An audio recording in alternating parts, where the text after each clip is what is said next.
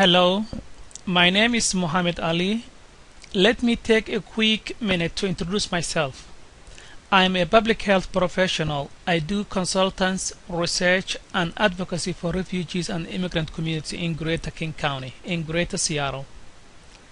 I'm so excited to be part of this training, Somali Cultural Awareness training today. Though I couldn't be here personally, due to personal obligation that I am attending in Mecca, Saudi Arabia right now. But in absentia, I will try to get or to set the stage for other presenters to clarify the points that I will make in this presentation. Understanding of Somali culture. It's a big topic, the Somali culture, and I will try to give you an introduction so you will have the opportunity to look up and look for details. Somalis share a common culture which consists mainly Islamic culture and remnants of African or Somali traditional culture. It's an integrated traditional and Islamic culture. Somalis speak a common language called Somali language, which have a regional variation, dialects. They also share a powerful devotion to the Islamic religion and organize themselves around similar social institutions. First of all, let me ask you this. Do you know the 5 pillars of Islam? The 5 pillars of Islam. Yes, I see some hands up. So, yes, if you do know, then you have a better chances of understanding Muslims in general and Somalis in particular, because the people that you are serving, whether they are Somalis or Muslims, they have some practice that they do every hour. For example, praying 5 times a day. By the time you have an encounter with a person with that religion, then there's a more high likely to be practicing a salah, a prayer, or performing a fasting, or maybe going hajj or doing something. So it is really better to get to know, for example, these 5 pillars of Islam. And the greetings, they use Somalis a common greetings like anybody in the Islamic faith. Assalamu alaikum. It's written Assalamu alaikum, and it means peace be upon you. That is the common Islamic greetings. So there are some cultural do's and do nots. So the cultural do's and do nots, it's common to any culture, but there are some cultures that really have something that is not appropriate with the others. Example, a genuine smile conveys friendliness. Any culture, it's common. Smile is really something that can do everything. So when you are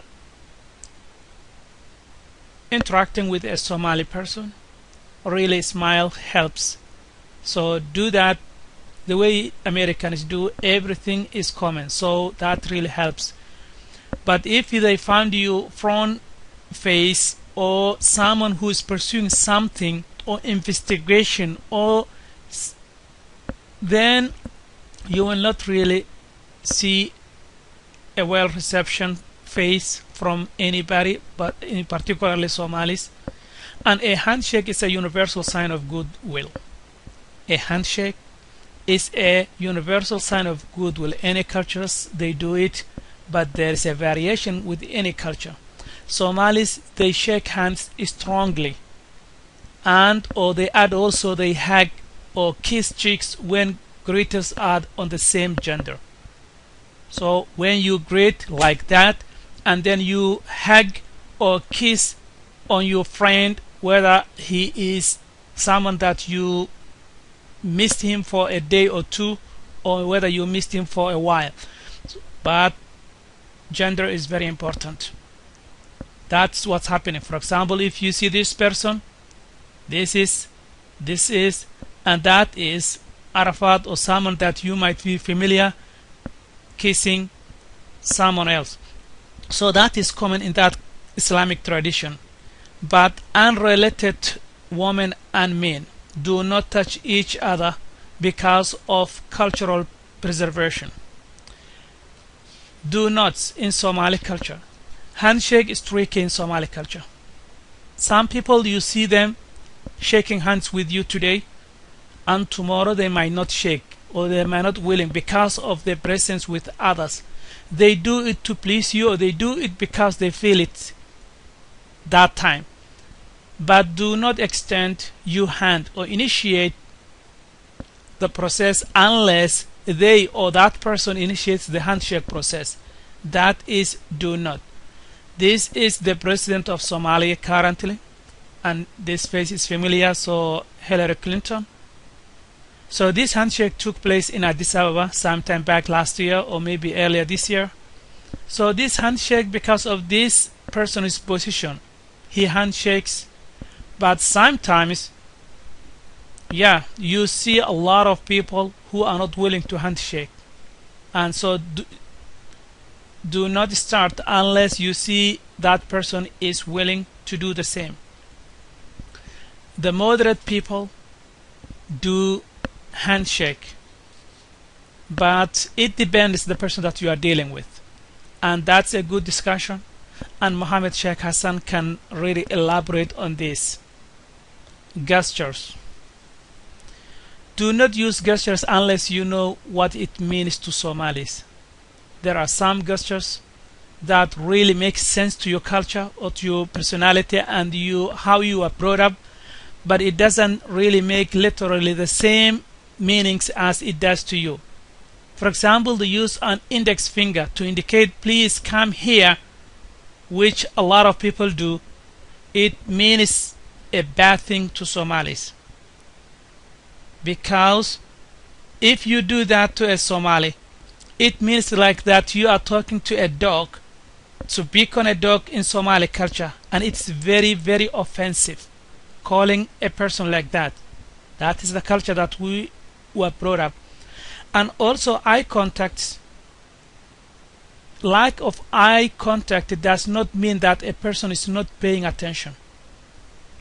Eye contact is interpreted as attentiveness and honesty in many cultures, but in Somali culture, looking the person in the eye when talking, seems disrespectful or rude, or lack of eye contact does not mean the person is not paying attention. For example, be careful. Women may especially avoid eye contact with men because it can be taken as a sign of sexual interest.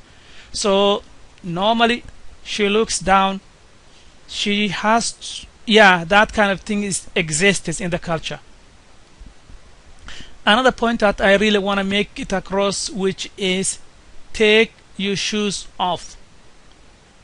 Taking shoes off before entering into a Somali house is respect, while walking the carpet with your shoes on makes them unhappy. While walking your shoes on makes them unhappy.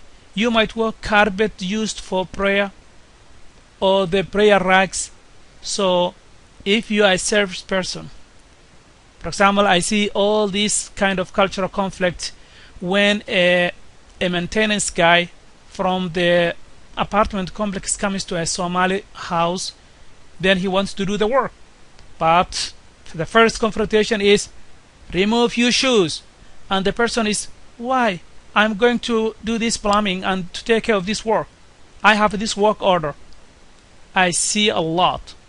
But as a police person or a firefighter, I don't know how that will work out. So if person asks you to take your shoes off, if it's a non-emergency case, if it's a voluntary case, then I would really respect and to get the respect of the person.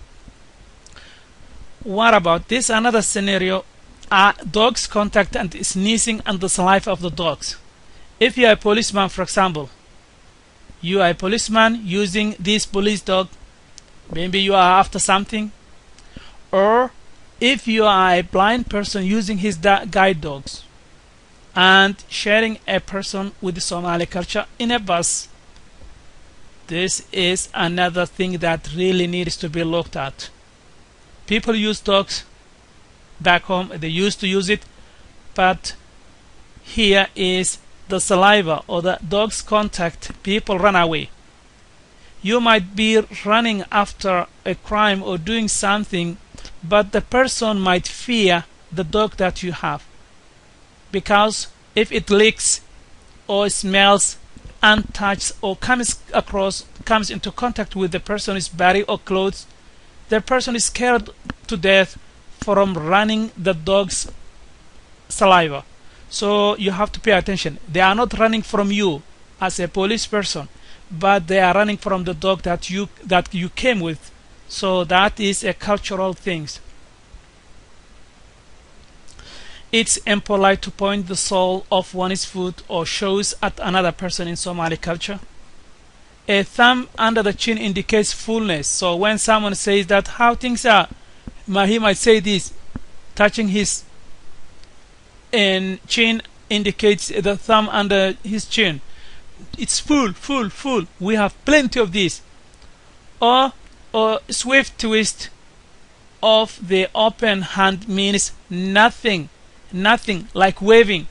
No. Is there something? Instead of talking, he gestures to you. No, nothing here. Or snapping fingers may mean long ago. Someone you might ask is when that person left. He snaps his fingers and it means that he left long time ago. That person is not here. He left long time ago. Somali greetings. Somalis, they do greet each other and saying Nabat Mia, are you in peace? Jawab, the response, Ha wa Nabat, yes, it's peace. Sidee tahay, how are you? Jawab, response, Waan fiicanahay, yes, I am good. Ma fiican tahay, are you okay? Jawab, ha waan fiicanahay. Response, yes, I am okay. Subax wanaagsan, good morning. Galab wanaagsan, good afternoon. Habeen wanaagsan, good night. Nabadgelyo, goodbye. Sometimes you might need these helpful phrases in the Somali culture. For example, magacayga waa ... My name is Ali. My name is Alex. My name is John, Mary, David. So waxaan ahay policeman oo dabdamiye. Waxaan ahay police oo dabdamiye. I am a policeman or firefighter. Waxaan u imid inaan ku caawiyo. I came here to help you. Waxaan u imid inaan ku caawiyo. I came here to help you. Sideen ku caawin karaa? How can I help you? Sideen ku caawini karaa? How can I help you? Maxaa dhacay? What happened? Maxaa dhacay? What happened? Fadlan, please. Ii sheeg waxa dhacay. Tell me what happened. Isdeji. Calm down. Calm down. Isdeji. Calm down, please. Please, Fadlan, calm down. Isdeji. Waanu ku caawini doonaa. We will assist you. Please calm down. We will assist you. Waanu ku caawini doonaa. As quick as possible. Sida ugu dhaqsida badan. As quick as possible. Sida ugu dhaqsida badan. Degdeg, quickly. Degdeg, quickly. Somali cuisine. Somali cuisine has been shaped by diverse influences over the centuries, and that is a fusion from many cultures: Middle Eastern, African, Indo-Pakistanis, a lot of flavors, and also European, Italian. So that makes the cuisine special. Instead of having a one type of cuisine, Somalis is a fusion of different cultures. So they have their own version of Italian pasta. They might have their own kebabs and Indo-Pakistanis. They might have their own biryani or pilau. It is a culture that you really want to get into. Most Somalis observe halal dietary guidelines. How meat is prepared makes it halal. The word halal and haram. Halal, permissible to eat. Haram, not permissible to do or to eat. So those wordings you might hear a lot from Islamic or Muslims background or Somalis. So I do this because it's halal, halal to eat, halal to do, halal to carry on. It is haram, it is forbidden. I'm not supposed to do this. I'm not supposed to eat this because my religion does not allow me to do this. Somali cuisine may be unfamiliar to many Americans, but opportunities to try it, particularly in Greater Seattle, are increasing. The opportunity to try Somali food, Somali cuisine, the culture, and see what people eat. It is really becoming mushrooming. The restaurants, the smaller grocery stores, it is mushrooming, and really I would encourage you to try out. Come to SeaTac and come for dinner at Bustani Restaurant on 16324 International Boulevard, SeaTac, Washington. You will be amazed to have and enjoy Somali African food. There is many restaurants in Seattle, in South King County, in Tukwila area, in Kent, you can't count them. There's a lot of opportunities. So please, as a case worker, if you are really social worker, and you are serving Somalis, why not try their food? Why not get into the culture and see and learn more about this?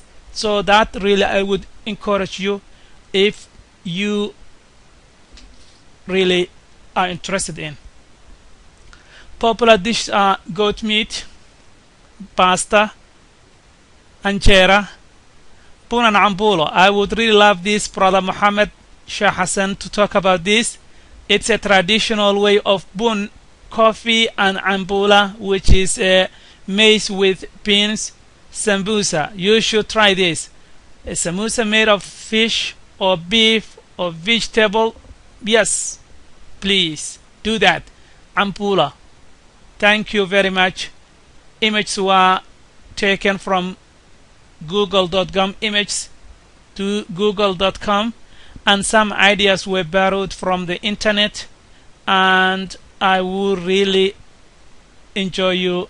Have a nice day. Thank you. This is Muhammad Ali. Bye bye.